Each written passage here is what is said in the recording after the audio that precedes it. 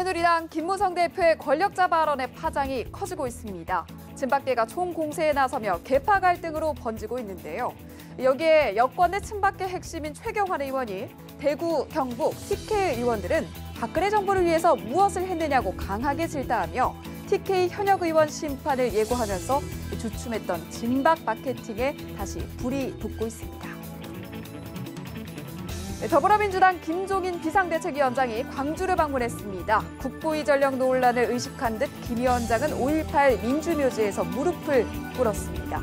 이 과정에서 김 위원장의 국보위 이력을 두고 참배에 반대하는 일부 시민들이 항의하는 등 소란도 일었습니다. 총선을 코앞에 둔 여야의 정치권 상황을 지금부터 알아봅니다. 오늘 함께 하실 분 소개해드립니다. 황장수 미래경영연구소장, 민영삼 사회통합전략연구원장, 정현정 배지대 교수, 차재원 부산가톨릭대 교수, 안녕하십니까? 네, 안녕하세요. 네, 먼저 새누리당 이야기 좀 해보겠습니다. 김무성 대표의 권력자 발언 논란이 계속 이어지고 있는데요. 준비한 화면 먼저 보시고 대담 들어가겠습니다. 당시 권력자가 찬성으로 돌자 반대했던 의원들이 전부 다 찬성으로 다 돌아버렸습니다. 과거에는 공천권이 당의 소수의 권력자에 의해서 밀실에서 좌지우지 되어 왔다는 것을 권력자 아니라 최고적 권력자인 거야 돼요. 대권 후보 1위 반일에 올라있는 이 이상의 권력자가 이상 누가 있냐 이래요. 과거 하향식 공천을 할 때 여기 뭐 정치 조금 오래 한 사람들은 다 몸으로 느꼈던 거 아닙니까? 그러나 그때 그것은 그 수준의 현실이었습니다. 누가 진짜 권력자인가 수수께끼를 하고 있습니다. 이런 자만에서 빨리 빠져나와야 됩니다. 네, 잘 보셨습니다. 권력자 때문에 지금의 국회 선진화법이 만들어졌다. 그렇지만 어떤 수수께끼냐 이렇게 찬반이 오갔는데요. 네, 원장님, 누가 권력자라고 생각하십니까? 아니, 박근혜 대통령을 겨냥한 거죠. 예, 그리고 이제 저 발언은 이게 방점은 아무튼 국회 선진화법의 폐해에 대해서 있는 거지 그 책임을 얘기하는 건 아니라고 보입니다. 아니 그럼 무슨 덕수궁에 지금 비세면은 대원군한테 탓할 겁니까? 그런 의미는 절대 아니죠. 저는 그렇게 생각을 합니다. 그렇지만은 말은 가게도 김무성 대표도 당시 원내대표로 통과시킨 책임이 있습니다. 근데 저는 방점이 선진화법을 폐해를 강조하기 위해서 나온 것이지 그 친박을 겨냥한 또 더더구나 대통령을 직공하기 위한 그런 발언은 아니었다고 저는 좋게 해석을 합니다. 일단. 네, 그럼 대통령을 공격하는 발언이 아니라 그렇지만 문제는 지금 총선 전국을 앞두고 이런 공천 때문에 미묘한 그런 시점인데 이걸 그냥 단순하게 뭐 원론적으로 받아들이긴 좀 어려운 것 같은데 어떻게 생각하십니까? 저는 좀 작심해서 한 발언. 선진화법 폐해를 얘기하고 싶었다라고 하면 지금 화살은 정의화 국회의장한테 가야 되는 거 아닙니까? 새누리당 입장에서. 근데 이제 권력자, 정의화 국회의장이 권력자가 아닌 것은 우리가 누구나 다 알고 있는 거고요. 결과적으로는 그 친박들이 그 발언 이후에 했던 여러 가지 대응 양식들을 보면 그게 무엇을 향하고 있고 어떤 속내를 갖고 있는 발언이었다는 게 드러나는 거 아니겠습니까? 여전히 공천권을 앞두고 새누리당 내에 친박과 비박 간에 해결되지 않는 여러 가지 갈등적인 요소들, 특히나 지금 과정에서 청와대가 그냥 손 놓고 있는 게 아니라는 거죠. 새누리당 공천 과정에서. 그것에 대한 나름대로의 견제구, 이런 여러 가지 것들이 상황적으로 존재하고 있기 때문에 저 발언은 간단치 않다. 그리고 또 한 가지 이 발언을 걷어들이느냐 안 들이냐 이것도 하나의 쟁점 아닙니까? 근데 지금 김무성 당대표 고하고 있어요. 마이웨이 하고 있는 거거든요. 그렇다고 보면 이건 단순한 어떤 그런 형식적 발언이 아니라 일대 격전을 치르겠다라고 하는 나름대로의 김무성 당대표의 의지가 담겨 있는 것이고 네. 청와대를 충분히 겨냥하고 있는 발언이다 이렇게 볼 수 있겠죠. 네, 이건 친박 비박 공천 갈등의 전쟁이 일어나기 전 어떤 서막이다 이렇게 분석하셨는데 실제로 김무성 대표 그동안 치고 빠지기 이런 얘기가 있었는데 그렇죠. 결정적 순간에 골이 내린다. 예. 그렇게 받아들일 수가 있겠어요. 그렇죠.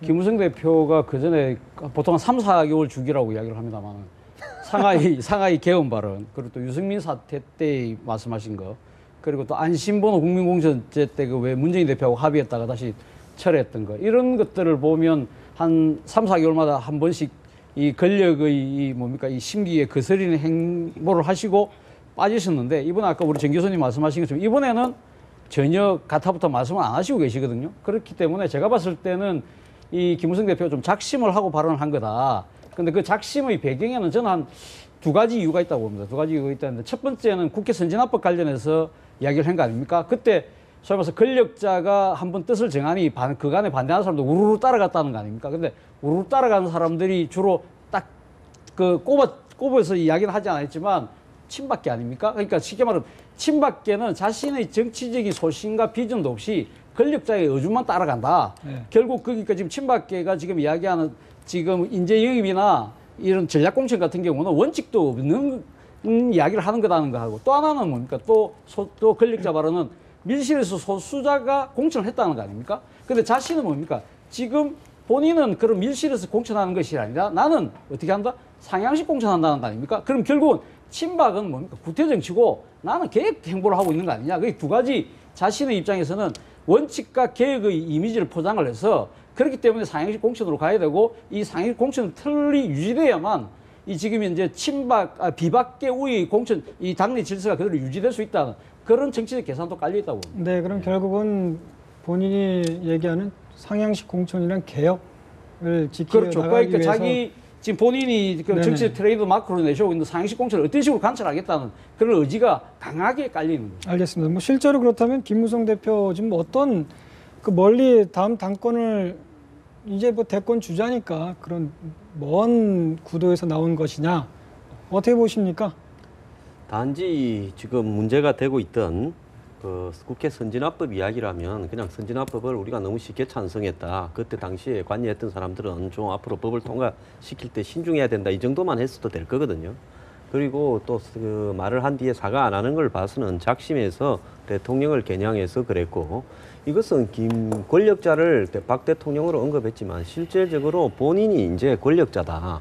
그렇기 때문에 상향식 경선이라고 본인이 이야기하는 부분에 있어서 당내의 친박이나 청와대가 본격적인 공천이 들어가는 과정에서 우선 추천이니 전략 공천이니 이런 소리를 하지 말고 또 이 공천관리위원장을 임명해야 될 시점에서 그런 거를 관철시키려고 밀어붙이지 마라.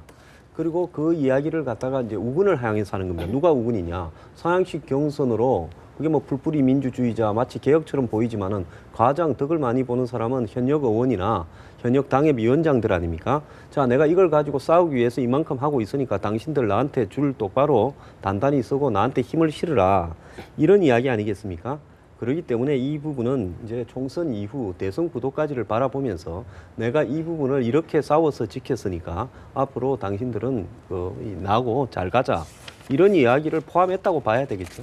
아니 근데 그 발언의 함이라는 것이 결국에 좀 나눠볼 필요도 있어요. 첫 번째 권력자는 분명히 지칭하는 것은 대통령이지만은 공격하는 것은 완장차고 호가호위하는 친박 세력들의 어떤 끊임없는 김무성 대표에 대한 반박에 대해서 본인이 반박하는 그런 의미가 저는 크다고 보는 거죠. 그런 의미에서 대통령의 직공은 아니라는 것이고 두 번째 소수 권력자라는 것은 김현철 씨도 지금 반발하고 있지만은 결국에 여태껏 여야의 모든 그 제왕적 대표 총재들이 그 전략공천에 의해서 물론 좋은 인물들을 갖다 영입하긴 했지만은 하향식의 전략공천을 해왔지만은 나는 이번만큼은 국민들에게 공천권을 돌려준 상향식 공천을 하겠다.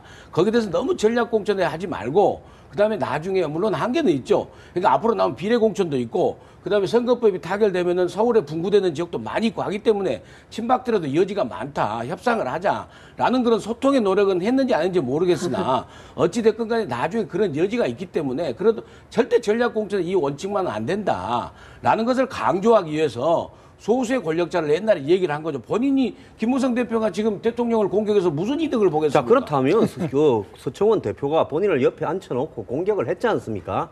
그러면 그 다음에 본인이 그렇게 한 게 아니라고 말해버리면 끝나버리는 이야기예요. 그런데 그렇게 하지 않고 있다라는 부분은 분명히 그럴 의사가 있고 작심을 하고 있다는 거죠. 세상에 오해를 사고 있는데 딴 사람도 아니고 대통령을 거론해서 오해를 사고 있는데 그걸 해명 안 하는 사람이 어디 있겠습니까? 근데 김무성 당대표가 과연 지금 말씀하신 것처럼 뭐 자신의 어떤 공천 방향에 대한 원칙적인 그런 고수 또 당내에서 여러 가지 딴지를 거는 그 친박계들에 대한 나름대로의 경계의 어떤 환경들을 만드는 이런 전략적 포석으로 과연 이런 발언을 했을까에 대해서는 많은 사람들이 의구심이 좀 있어요. 기존에 그 김무성 당대표가 당에서 보여줘 왔던 행보가 사실은 그렇게 생각하도록 만든 거거든요. 그러니까 말씀하신 것처럼 상향식 공천이 원칙이었느냐, 과연 김무성 당대표 끝까지 지키고 싶은 원칙이었느냐에 대해서 또 그렇지 않다고 보는 거죠. 우리가 알고 있는 것처럼 뭐 허엄지 출마론도 우리가 얘기를 했고 여러 가지 것들을 봤을 때는 전략인 듯 전략 아닌 듯 뭐 이런 식의 어떤 갈짓자 행보를 당내에서 보여줘 왔기 때문에 이른바 친박들이 거기에 대해서 여러 가지 그 칠 수 있는 그 여지를 많이 줘 왔거든요. 그래서 최근에 뭐 인재 영입이 너무 부족하다라든지 그러면서 전략 공천을 슬쩍 꺼내는 친박들의 입장들이 계속 나왔고요. 그러니까 이런 과정들을 보면 제가 볼 때는 이게 뭔가 고도의 전략적 계산이라기보다는 막다른 골목에 그 몰려있는 우리 김무성 당대표의 외로운 외침이 아니냐. 알겠습니다. 예. 보고 있는 그 거죠. 원론적 언급이다 아니면 의도가 있다 이렇게 크게 나누는데 저 김무성 대표 지난 두 차례 선거에서 전략 공천 이른바 피해를 입어서 거기에 트라우마 어떤 내상을 갖고 있지 않느냐. 그래서 뭐 최근에 96년도에 뭐 비민주적 공천의 극치였다. 그때 후보들이 파리 목숨이었다 이렇게 말씀하셨어요. 뭐 이렇게 갑자기 그래서 김현철 씨도 이렇게 반발하고 나섰는데 그때 어떤 일이 벌어졌습니까? 김무성 대표는 아까 우리 말씀하신 것처럼 2008년도하고 2012년 두 차례 공천 탈락했습니다. 탈락해서 한 번은 무소속 그 친박연대로 그 친박 바람을 타고 당선됐고 두 번째는 보궐선거에서 들어왔지 않습니까? 근데 본인이 사실은 이 정치권에 데뷔한 것은 96년 15대 총선 때 돌았습니다. 그죠? 그때 김무성 대표는 어떻게 보면 지금의 친박과 같은 그런 존재였죠. 김영삼 대통령이 사정비서관 출신, 그리고 핵심 민주주의 실세였지만 본인이 지금 지켜보는 과정, 그때 당시의 공천 과정에서 봤을 때 온갖 탈법과 비민주적, 그리고 또 권력자들에게 줄 서는, 그래서 한마디로 현역 의원들조차 파리 목숨이 되는 그런 상황이 비일비재했는데, 그러나 이제는 그러니까 그 96년도를 지금 굳이 비유하는 이유는 사람들이 지금 많은 사람들이 이야기하기를 지금 김영삼 대통령의 인재 등록이 잘했는데 그 잘된 케이스가 96년 15대 총선이었다는 거죠. 그러니까 지금 이제 대표적으로 지금 우리 정치권에 활동하고 있는 정의화 국회의장, 황우여 대표, 홍준표 지사, 안상수 창원시장, 또 김문수 전 경기도지사 등등 이런 분들이 다 15대 때 돌았다는 거죠. 그렇기 때문에 잘 됐다고 이야기하지만 사실은 실상은 그렇지 않았다. 그 잘된 공천마저도 사실은 탈법과 오망 이 권력자에 줄 서는 게 다 있었는데 나는 그 잘된 공천보다 더 잘된 공천하기 위해서 상향식 공천하겠다 그런 이야기를 하는 거죠. 근데 지금 김현철 씨가 거기에 대해서 강력 반발하는 거 아닙니까? 김영삼 대통령의 아들이 반발하는 이유는 무슨 소리 하느냐. 그래도 잘된 거 아니냐. 그러니까 김현철 씨의 방점은 어디 있냐면 그 열악하고 현실 정치가 뭡니까 상당히 구리고 힘든 환경이었지만 그 속에도 개혁성이 있는 걸 인정해야 되는 거 아니냐는 거고. 김무성 대표는 개혁성보다는 그러니까 지금 그때 그 개혁성에도 불구하고 현실은 엉망이었다는 걸 이야기하는 거죠. 네, 어떻게 됐든 그 김현철 씨가 이번 상당히 화가 난 모습인데요.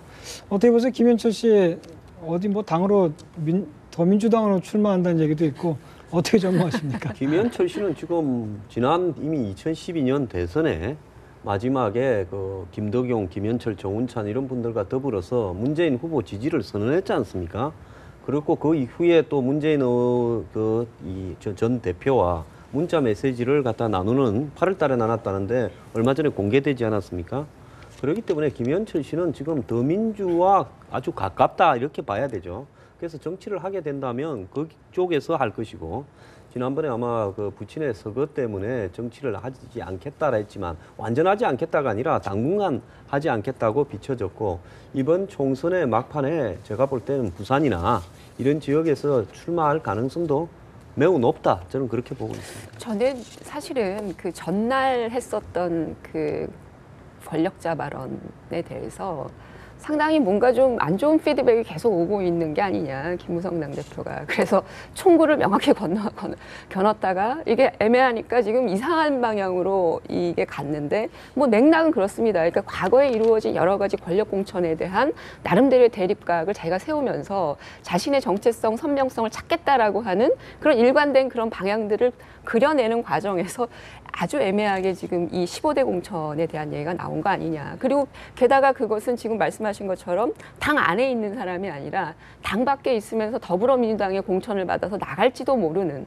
예비된 그 사람을 향해서 쏘아진 거거든요. 그러니까 이런 것들이 실제로는 제가 볼 때는 지금 김무성 당대표가 하고 있는 여러 가지 당내의 투쟁 전략이 제대로 안 먹히고 있는 것의 결과물이다. 그렇게 보고 있는 거고 네. 애꿎은 김영삼 대통령의 아들 김현철 씨만 지금 이제 황당하게 놀란 부분이 있는 거죠. 그렇죠. 이제 최근에 김무성 대표의 발언에 대해서 어휘라든지 이런 부분에서 좀 과도한 측면이 있고 비판받을 측면이 충분히 있습니다.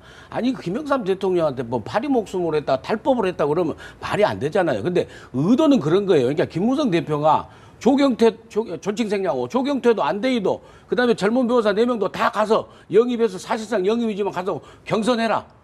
그러니까 나도 안대희 전 대법관 같은 경우에는 그걸 갖다 배려하기 위해서 최고위원을 지명하고 그다음에 안대희 대법관을 통해서 김종인 전 대위원장을 공격하라고 역할을 부여하고 그다음에 친박을 갖다가 겨냥하고 그런 측면이 분명히 있죠. 그래서 전략적으로 움직이는 건 있지만은 어찌됐건 간에 아무튼 김무성 대표 사람 한 명도 내가 역대 여당 대표 중에서 내 사람 한 명도 내리꽂는 그런 공천하지 않겠다. 공천권을 국민에게 돌려주겠다. 이 원칙을 지키려고 힘에 버겁게 지금 하고 있는 그런 행보로 봅니다. 말 실수가 네. 분명히 있죠. 지금 현역 의원이나 현역 당협위원장들의 대다수가 김무성 대표와 가까운데 현재 상향식 경선으로 하게 되면 그분들이 대부분 살아 돌아올 가능성이 높기 때문에 그 지금 김무성 대표가 그렇게 이야기하는 측면도 있겠죠. 네, 알겠습니다. 뭐 이런 가운데 친박의 좌장이죠. 최경환 전 경제부총리, 최경환 의원입니다. 최근 대구 가서 아주 의미심장한 발언을 했는데 어떤 격정을 토로할 정도로 저는 이런 모습은 좀 처음 봤습니다. 한번 어떤 말씀하셨는지 화면 한번 보겠습니다. 동안 저희 대구 경북 의원들 뭘 했냐 이거요. 정신없는 복지는 허구닥하고 뒷다리 잡았잖아요. 도와주기는 그냥 뒷다리를 걸거나 뒤에서 비아냥거리거나 그거 말고 한 일이 어딨냐 이거요. 대통령이 지금 발목이 잡히는 정도가 아니라 발목이 부러질 정도라 지금. 하도 답답해가지고 어떻게 내 마음을 이렇게 몰라주나 나 좀 도와달라. 네, 제가 봐도 상당히 답답한 모습입니다. 얼마나 화가 났으면 저렇게 말씀하시는지 모르겠는데 자, 뭐 뒷다리를 잡고 이렇게 말씀하셨는데 여야를 싸잡아서 이렇게 비판했다고 하는데 사실상 저는 비박, 특히 TK 의원들을 비판한 걸로 좀 봐도 되겠습니까? 예, 저도 뭐 그렇게 읽힙니다. 저도 그렇게 읽히는데 얼마 전에 김무성 대표가 이런 말씀하신 적 있죠. 새누리당 의원들을 이렇게 검은동으로 메달 색깔을 구분한 적이 있었는데 TK 의원들은 동메달이라고 그랬습니다. 동메달이라는 뜻이 뭐냐? TK는 공천만 누구를 공천을 하더라도 무조건 된다는 이야기죠.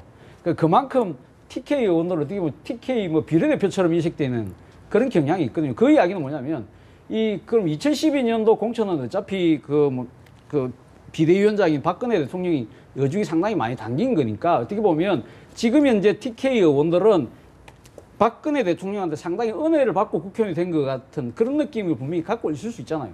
그런데 지금 최경환 의원의 입장에서는 뭐냐면 박근혜 정부가 출범하고 난 뒤에 여러 가지 어려운 국면들, 특히 예를 들면 국정원 댓글 사건 같은데 이 정권의 정통성 위기가 왔을 때 그때 적극적으로 방어한 의원들이 TK 의원들은 다 입을 다물고 있었다는 거죠. 이러한 부분에 그럼 TK 의원들은 뭘 했냐는 거죠. 특히 그리고 또 유승민 의원 사태가 벌어졌을 때 사실 지금 유승민 의원의 다 측근 그룹들은 다 대구에 포진하고 있는 의원들 아닙니까? 그런 측면에서 봤을 때 지금 정권의 핵심에서 봤을 때는 지금 TK 의원들이 과연 이럴 수 있어? 이거야말로 배신의 정치 아닌가? 그런 측면에서 지금 최경환 의원 입장에서는 우리가 지금 왜 TK 물갈을 해야 되냐? 이런 배신의 정치를 심판해야 되기 때문에 해야 된다는 이야기를 지금 강조하고 있는 거죠. 그런데 지금 그 최경환 의원이 자성론도 이야기를 했습니다. 지금 무조건 진박이라서 낙하산으로 내보내는 부분은 전략적 판단 미스였다. 그렇게 하다 보니까 오히려 이 반발이 상당히 많았는데 먼저 이 대구 유권자들 스스로가 판단을 했을 때 TK 의원들의 배신 정치를 먼저 자각하게 만드는 것이 하고 나서 내리는 것이 맞는 거인데 그 순서는 틀렸다. 거기에 대한 자성문을 쓰고 있습니다. 아니 그렇다면 그 김무성 당대표가 얘기하는 이른바 아래로부터의 공천을 통해서 뭔가 물갈이를 좀 세게 할 수 있는 그런 룰에 합의를 하거나 또는 그런 방식을 통해서 전체적인 공천혁명을 한번 이뤄보겠다라고 하는 그런 메시지를 친박 쪽에서 내는 게 맞는 것이지 특정 지역에 내려가서 뭐 뒷다리 운운하고 뭐 이런 게 맞는 것이냐 이것조차도 지금 굉장히 불일치되는 행위라고 보여지고요. 네. 또 하나는 최경환 저 의원의 저런 발언은 간단치가 않은 게 이 여당의 핵심부에 가서 지금 저런 얘기들을 하고 있잖아요. 이른바 진방 문제라든지 기타 등등 진실한 사람의 문제를 전파하고 있는데 이거는 다시 당으로 돌아오는 메시지가 있는 거거든요. 실제 지금 김무성 당대표가 처해 있는 여러 가지 그런 애매한 위치라고 하는 거.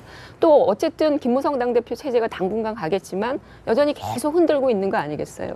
그렇다면 이런 메시지들이 계속 중앙당 쪽으로 거슬러 올라왔을 때는 실제로 가해지는 어떤 그 표적은 있다. 명확히 존재하고 있는 것이고 이게 어찌 보면 이제 그 친박들이 준비하는 대대전의 하나의 어떤 전조로서 가고 있는 부분이다라는 거죠. 예, 알겠습니다.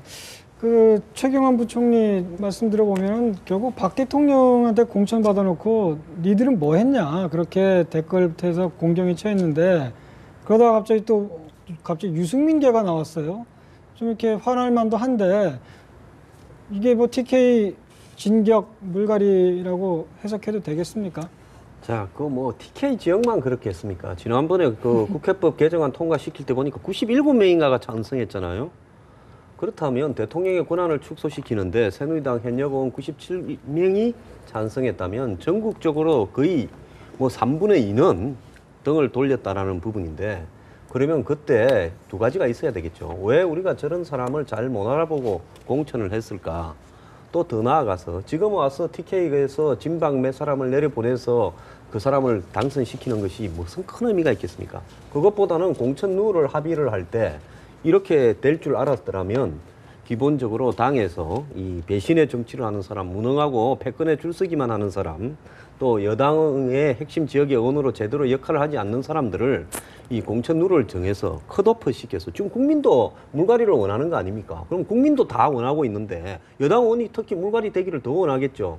그렇다면 그 여서를 몰아서 당내에 김무성 대표에게 무조건 상향식 현존 국회의원이나 당협위원장이 되게끔 쉬운 제도가 개혁이 아니라 기존에 무능하고 부패하고 또 줄서기에 능한 이런 사람들을 갖다가 보신에 능한 사람들을 잘라내는 것이 개혁이다라고 하면서 그 논쟁을 벌였어야 되는데 당 공천 룰을 만들기 위한 특별기구나 이런 데서는 기껏해봤자 몇 대 몇으로 뭐 여론조사하느냐 결선 투표하느냐 뭐 이런 거 가지고 이야기하고 끝내고 하지 않았지 않습니까? 그래놓고 지금 대구 가서 저렇게 해본들 저게 실질적으로 무슨 큰 의미가 있겠느냐. 본인도 어제 보니까 신문에 자성론을 이야기했대요. 진박 논쟁이 잘 안 돌아가고 있다고.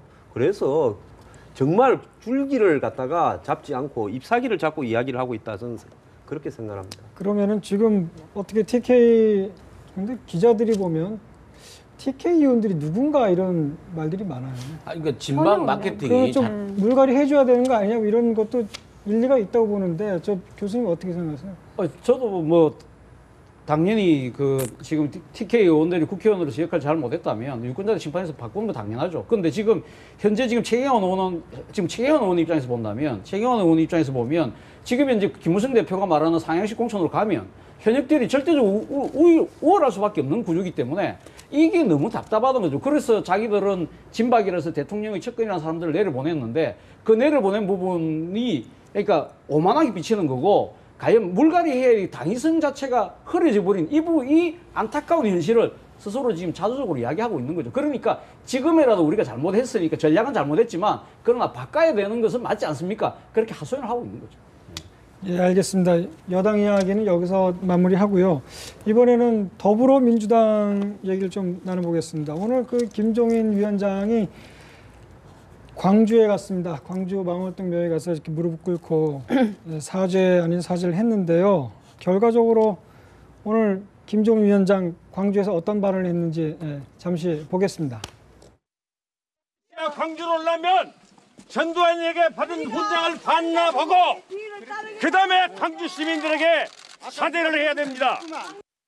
뭐 사회 어떻든 간에 뭐 그와 같이 정권을 갖다 정치하는 그런 늘 참여를 해가지고 어느 정도 제가 좀 사죄의 말씀을 드려야 되겠다고는 그런 것을 기적으로 생겨난다는 말씀을 드립니다.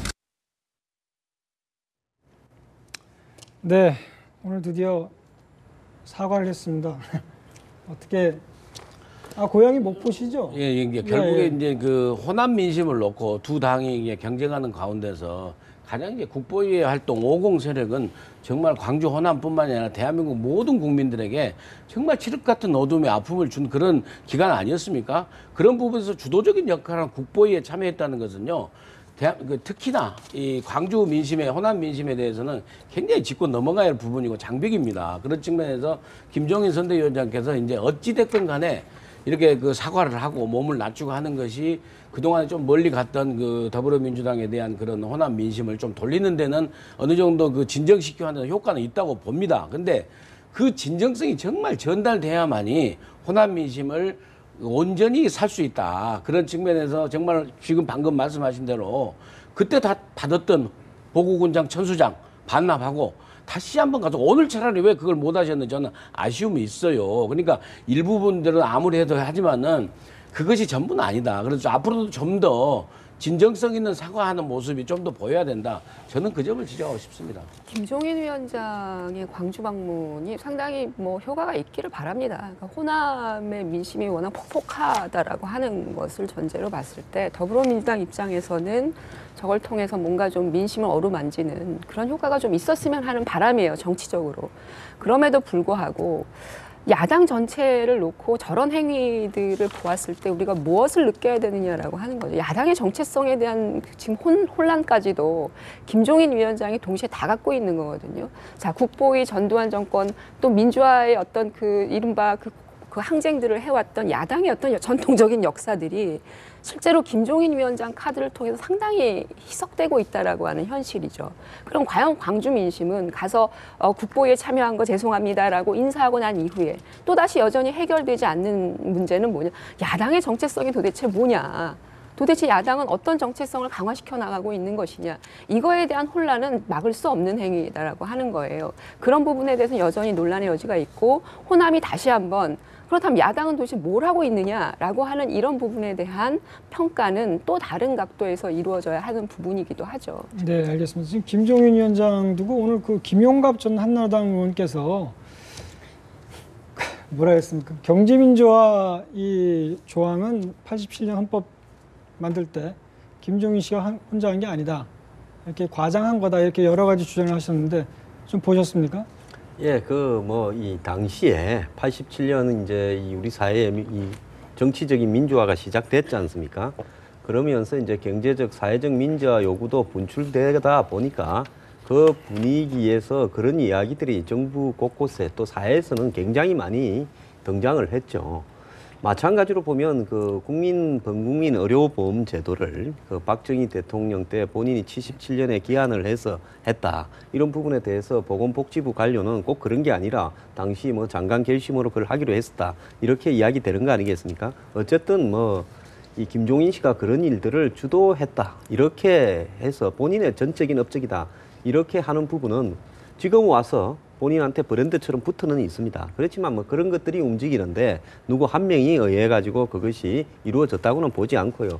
거기에는 노태우 대통령의 당시 결심도 있었을 것이고 더 나아가서 또 그거와 관련되는 경제부서 장관들의 용인도 있었을 것이고 여러 가지 분위기가 그렇게 얽혀들어서 그렇게 됐겠죠. 다만 이제 김종인 씨가 기껏해야 한 2달 할 그 총선의 이 구원투수 역할을 위해서 저렇게 광주에 가서 한마디로 본인 개인으로서는 이 수모라면 숨을 수도 있는 부분을 당하고 있는데 저 부분이 앞으로 문재인 대표에게 김종인 씨가 당한 부분이 일종의 빚이 될 거란 말입니다.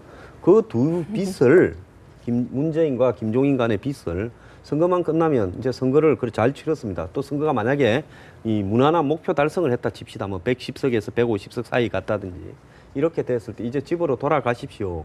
이렇게 정리될 수 있을 것인가. 그런 부분으로 봐서는 앞으로 좀 지켜볼 필요가 있다는 거고요. 저는 대선까지 김종인 씨가 역할을 하려고 할 것이다. 또 더 나아가서 이번 총선의 공천에 있어서 김종인 씨가 남아있는 109명에 대해서도 20% 컷오프를 해서 한 20명 드러내겠다. 이렇게 이제 하면서 그중에 친노도 한 10여 명 포함되어 있다. 이렇게 할 때 과연 이 친노나 문재인 전 대표가 어떻게 할 것인가. 이제 저런 부분들이 점점 친노 측에는 부담으로 다가올 수도 있다는 것을 알아야 될 것 같습니다. 네, 알겠습니다. 그 공교롭게도 오늘 김용갑 전 의원 그 폭로 아닌 폭로가 나오기 전에 정두원 의원이 김종인 선고용이다, 곧 팽을 당한다 이렇게 말씀하셨는데 어떻게 좀 새누리당에서 약간 초조해진 건가요? 김종인 효과에?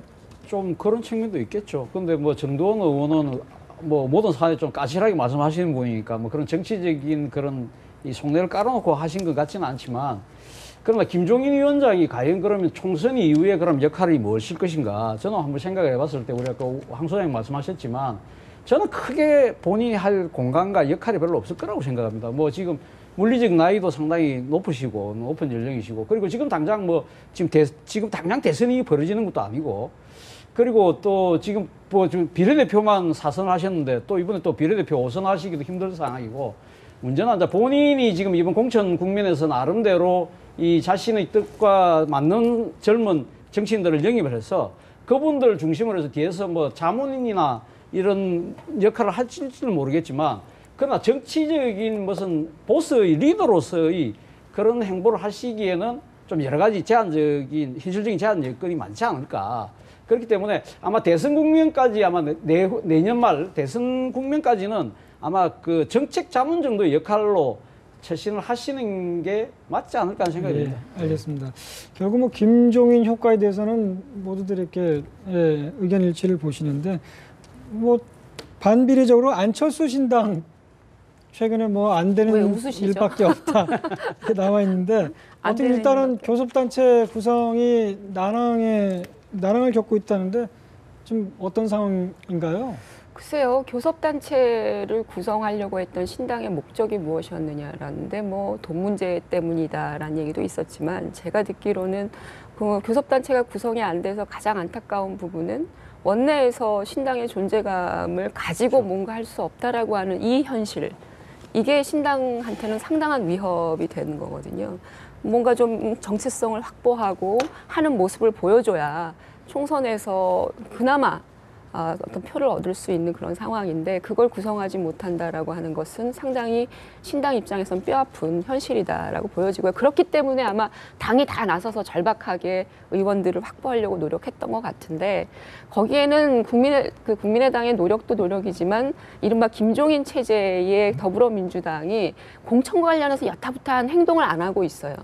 모든 걸 다 스탑시켜 놓은 거죠. 신기남 의원하고 노영민 의원 불출마를 할 수 있는 당원 자격 정지 정도만 판단을 내렸지, 20% 컷오프라든지 관련되는 여러 가지 공천 비전과 전략에 대해서 전혀 지금 함구하고 있거든요. 이거는 이른바 탈당을 최소화시키려고 하는 나름대로의 더불어민주당의 전략이 지금 관통을 하고 있는 것이고, 그렇다면 의원들 입장에서는 현실적인 고민을 할 수밖에 없고 바로 신당으로 갈아탈 수 없다. 그러니까 이게 지금 같이 작동을 하고 있는 것이라고 하는 점이고요. 네네. 그런 차원에서는 쉬운 길보다는 어려운 길이 많이 남아있는 건 현실이다 보고 있어요. 네, 바로 말을 갈아탈 수 없다 이렇게 좀 현실론을 폈는데, 근데 그 박혜자 의원이라고 광주에 있지 않습니까? 네. 뭐 종갓집 며느리라서 더불어민주당을 탈당 안 하겠다. 근데 네. 그 전에 탈당하신다고 들었는데 갑자기 바뀌었는데, 어떻게 생각이 바뀐 건지 아니면 현실이 바뀐 건지, 왜 그런 선택을 하셨죠? 이쪽 저쪽에서 어느 쪽에 있어야 공천을 내년에 받아서 내년에 이번 20대 총선에 다시 국회에 입성할 수 있는가 가장 중요한 판단 기준이었겠죠. 저는 그렇게 봅니다. 국회의원들은 다 당선되는 순간 바로 그 다음 날부터 4년 뒤에 선거만을 생각하는 사람들이기 때문에 일단 그렇게 보는 거고요. 그런 측면이 그 무슨 국민의당의 지지율이 강주에서 무슨 폭락한 것도 아니지 않습니까? 사실 약간 하향세로 주춤하고 있을 따름이고, 문재인 대표가 어찌됐건 간에 사퇴하고 상대적으로 새로운 인물들 자꾸 영입하고 김종인 선대위원장이 나름대로 이렇게 하다 보니까 그런 컨벤션 상승 효과로 해서 전국적으로 좀 지지율이 상승하고 보고, 특히 호남 지역에서는 두 당이 일종의 기량작용해서 한쪽이 올라가면 한쪽이 내려가니까 그런 측면에서 지금 이런 상황에서 그걸 보고 이제 뭐 더불어민주당이 잘 될 것 같아서 들어간 건 같지는 않고요. 그런 측면에서 아무튼 국회의원들의 개인 이해관계에서 하는 것 같고 제가 말씀드린 건 호남에서 국민의당의 지지세는 제가 그 모두에도 말씀드렸지만 폭락한 게 아닙니다. 단지 앞으로 어떻게 할 것인가를 보는 거다. 그래서 앞으로 꼭 이 원내교섭단체를 통해서 정말 교섭단체 3당으로서의 원내에서 역할을 하고 수행함으로써 존재감을 부과하는 게 굉장히 중요하지만은 만에 하나라도 돈 때문에 그걸 갖다가 아무나 잡아들이는 하는 거예요. 뭐 완전히 구태 정치로 해서 완전히 지지율이 폭락할 계기가 될 수도 있다는 점을 굉장히 유념해야 될 겁니다. 그리고 그나마 다행인 것이 국민의당으로서는 빨리 원내교섭단체를 구하든지 제대로 국회에서 역할을 해야 될 게 김종인 선대위원장의 첫 작품이 국회 마비 아닙니까? 이럴 적에 국민들이 바라는 제3당의 역할을 신선한 역할을 기대하는 거거든요. 그래서 저는 국민의당이 아직도 기회는 있다 이렇게 봅니다. 네, 지금 3당의 역할을 기대하면은 지지율이 반등할 것이다 이렇게 말씀하셨는데 3당의 역할을 제대로 할 수 있을지 좀. 근데 3당의 역할을 제대로 하려면 정체성을 분명하게 해야 적어도 이제 유권자들도 국민들도 저 당은 무엇 때문에 이렇게 하구나 하는 부분이 있어야지. 지금 그러지 않고 더민주나 국민의당이 서로 간에 상대만 의식해서 이렇게 하게 되면 계속 자기의 정체성은 더 복잡해지는 상황으로 갈 거예요. 더민주도 이번에 그랬잖아요. 통과시켜 줄 것처럼 국민의당을 의식하다가 또 국민의당이 좀 내리앉으니까 이번에 또 틀었지 않습니까? 마찬가지로 국민의당도 또 그럴 수 있으니까요. 그러기 전에 우리 당의 정체성은 무엇이냐라는 거하고 또 의사결정 구조와 당의 지분은 무엇이냐. 지분이 있을 수 있습니다. 당이라는 것은 항상 개파고요. 또 여러 세력이 모여서 만드는 거고 특히 지금 안철수 의원이 있는 국민의당은 더욱이 여러 세력들이 모인 거기 때문에 이 당에서 의사결정 구조와 지분을 어떻게 하느냐라는 부분을 명확하게 정리하고 출발하는 게 좋은데요. 그리고 또 정체성도 정확하게 적어도 한 10가지 정도는 적어서 공개적으로 발표를 해서 거기에 따르는 지침에 따라서 법도 처리하고 이렇게 가겠다. 근데 그런 부분보다 지금 교섭단체 구성에 너무 집착을 하게 되면 지금 일이 더 어려워질 수도 있습니다. 실제로 교섭단체에 매달리다 보면 김종인 위원장이 컷오프를 안 하겠다라고 만약에 해버리면 나갈 사람이 없을 겁니다. 그럼 교섭단체가 2월 15일이 돼도 안 될 가능성이 커요. 그러면 그때는 또 어떻게 할 것이냐 이런 부분 때문에 국민의당이 돈 90억 그다음에 교섭단체 구성에 의한 이 대국민적인 힘 이런 부분에 집착하기보다는 제가 볼 때 자기 정체성과 지분과 그다음에 당 대표 구조 앞으로 당 대표를 누가 하는가 가지고도 또 시끄러울 수도 있습니다. 이런 부분들을 회의를 거쳐서 원만하게 정리해가는 모습들을 국민들 앞에 보여주는 것 이것이 더 중요할 수 있다는 겁니다. 창당이 지금 이제 2월 2일 날 중앙당 창당 대회를 한다는 얘기는 이제 공식적으로 당이 된다라는 얘기고 말씀하신 것처럼 정당이 탄생한다는 얘기는 정당이 갖고 있는 정책성과 정책 지향 이런 것들이 다 이제 공식적으로 표명된다라고 하는 점이고요. 그거는 국민의당 쪽에서 다 이미 준비가 되어서 얘기를 할 것 같은데 지금 말씀하신 것 중에 원내교섭단체 부분과 더불어서는 저는 이 안철수 의원의 국민의당이 정말 필요한 것은 이른바 양대 정당의 교착 상태로 인해서 정치가 문제를 해결하지 못하는 이 원천적 문제로부터 사실은 탄생을 한 거란 말이에요. 네. 그러면 최소한 그 문제를 어떻게 풀 것인지에 대한 선수로서의 역할을 해줘야 되는 그런 필요성이 있는 거거든요. 그 역할이 무너져 버린다라고 하면 실제로 지금 말씀하신 것처럼 제3당은 존재하기가 어렵습니다. 근데 그것을 할 수 있는 적절한 어떤 수단이 바로 원내교섭단체인 거죠. 지난번에 북한인권법과 관련해서도 국민의당이 입장을 밝혔고요. 그리고 교착 상태에 있는 경제활성화법과 관련해서도 합의해 줄 건 합의해 주겠다라는 네, 입장을 밝혔어요. 네, 그러니까 이런 식으로 해서 문제를 종지부를 찍고 가는 방법에 대한 것들을 이미 갖고 있는데 이런 걸 지금 발휘할 수 있는 장이 안 만들어지고 있는 이 어려운 현실 이게 지금 현재의 문제인 것 같고요. 네, 당의 알겠습니다. 정체성이나 예. 이런 것들은 뭐 충분히 이제 표방이 예, 될 뭐 거라고. 정체성을 바로 세우고 이제 원내교섭단체만 구성되면은 또 다른 반등세를 얻을 것이다 이렇게 정리하겠습니다. 오늘 이런 가운데 손학규 전 민주당 대표가 러시아를 다녀왔어요. 거기서 새 판을 짜야 된다 이렇게 화두를 던졌는데 네. 이게 결국 뭐 안철수 신당 손들어준 건 근거 아니냐 이런 관측이 나옵니다. 저는 그 해석은 조금 섣부른 게 아닌가 하는 생각이 들고요. 이 지금 안철수 신당, 안철수 의원이 주도하는 국민의당이 뭐 태생을 하든 안 하든 지금 이 손학규 전 대표의 이 소위 말하는 측근 그룹들이 가면 어디 포진하고 있는가를 보면 지금 국민의당에도 있고 더불어민주당에도 있습니다. 오늘 뭐 또 자기 측근 중에 한 분인 이남재 씨가 뭐 더불어민주당이 잔류하기로 했다고 그러는데 그렇다고 해서 손 대표의 의중이 그러면 뭐 그렇다고 더불어민주당이 있는 것도 아니고 제가 봤을 때 지금 손 대표는 지금 아직 하산 시기는 멀었다. 본인은 지금 총선 결과를 다 보고 난 뒤에 진짜 말 그대로 야권이 한번 대재편이 될 때 돌아오라 손학규라는 말이 나올 때 그때 내려올라는 생각을 갖고 있고 그때야말로 그때는 본인이 지금 새 판을 짜야 된다는 얘기다. 자기가 자신이 내려올 때 그때야말로 야권이 새로 재편돼야 된다는 뜻이지 지금 자기가 지금 총선 전에 어느 특정 정치 세력을 손잡고 뭘 하겠다는 의미는 아닌 걸로 보입니다. 그러면 본인이 직접 나서서 어떤 정계 개편의 주인이 될 수 있다고 그렇게 보시는 거예요? 아니 이게 총선이 끝나고 나서 근데 손학규 대표가 내려오신다 하더라도 킹메이커 하려고 총선 끝나고 오신다? 예. 총선 그렇죠. 끝나고 보면은 본인 존재감도 안 산다는 얘기가 있던데요. 근데 지금 총선 전에 본인이 할 수 있는 역할은 안철수 국민의당 때문에 없어져 버렸죠. 저 당이 없었다 그러면 본인이 역할이 있었는데요. 비주류를 모아서 거기에 좀 이 평풍 역할을 하면서 총선을 어느 정도의 승리를 거두게 만들어서 거기에서 자기의 존재 가치를 높일 수 있었는데 없어졌기 때문에 총선 전에 본인이 괜히 정치한다고 이렇게 뛰어들어봤자 본인한테는 뭐 지금 대선 문제 말고는 남은 게 있겠습니까?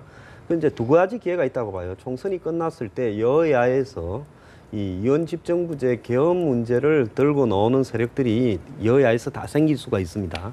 이럴 때 이제 개헌판이 벌어졌을 때 본인에게 어떤 기회가 올 수가 있고요. 또 지금 문재인, 안철수, 박원순 이 야권의 주자 3명 중에서 최소한 한 2명 정도가 대선 후보로서 역할을 좀 이렇게 상실해 가서 그 야권의 대선의 어떤 경쟁이 완전히 이렇게 맥이 식어버렸을 때 비주류들이 누군가를 아쉬워할 때 그때라고 봅니다. 네, 저 원장님 손학규 대표가 그 호남에서 가장 인기가 있다던데요. 그 이유가 뭔가요? 아니, 지난번에 대표를 2번 하실 적에도 결국에는 호남에서 지지를 근본적으로 얻고 그런 거죠. 이게 역대까지 그 야당, 그 진보 세력에 흔히 서 있는 진보 진영의 그런 야당, 정당은 늘 호남 민심하고 등지고서는 제대로 존립을 하지 않았습니다. 87년 체제 이후에 소선거구제로 13대 평민당부터 14대 민주당, 15대 국민의힘, 심지어는 17대 열린우리당도 호남 민심을 등에 업고 과반수로 등극하고 있었죠. 그런데 늘 전략적 선택을 하는 거예요. 조금이라도 진보적인 정권을 탄생시킬 수 있는데 그 인물이 누구냐?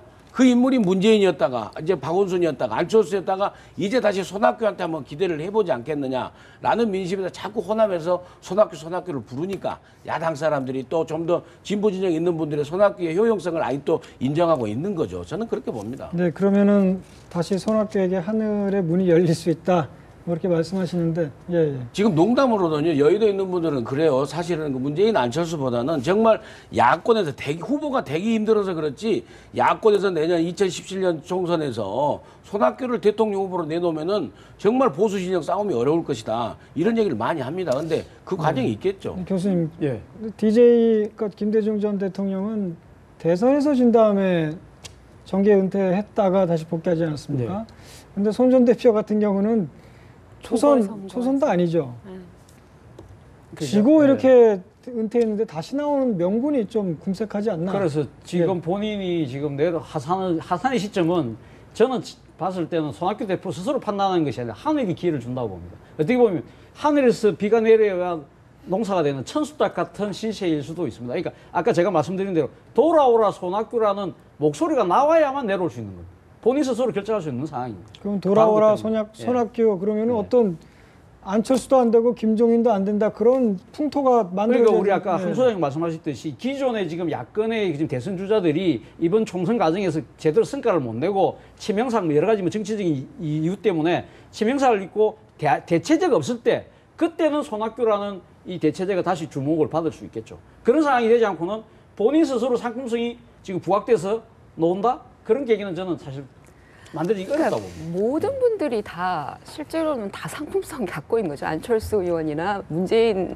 의원이 아니면 잠재적인 잠룡으로서의 가치를 다 갖고 있는 거예요. 그런 차원에서 손학규 전 대표가 갖고 있는 그 이상의 무엇이 있느냐라는 그런 회의감이 들고, 또 하나는 기본적으로 손학규 전 대표 같은 경우에는 나름대로 그 뭐 본선에 나가거나 또는 선거에 승리하거나 이런 어떤 커다란 그 효과를 창출한 적이 없어요. 그러면서 정계 개편이 되고 말이죠. 이런 걸 주도하신 적이 없단 말이에요. 그러니까 일부 사람들은 뭐 여전히 가능성을 볼 수가 있지만 또 제대로 보는 사람들은 아, 저분이 도대체 뭐 변화를 일으킨 게 뭐가 있으며 그렇다면 저분에게 우리는 어떤 전망성을 담아야 되는가 이거에 대해서 여전히 회의적인 시선이 있어서 아마 지금 대선 후보 주자군에 손학규 대표를 이름을 넣어서라고 대선 지지율을 보면 손학규 대표 지지율은 5% 이상은 오르질 않는다라고 하는 거예요. 이게 현실이거든요.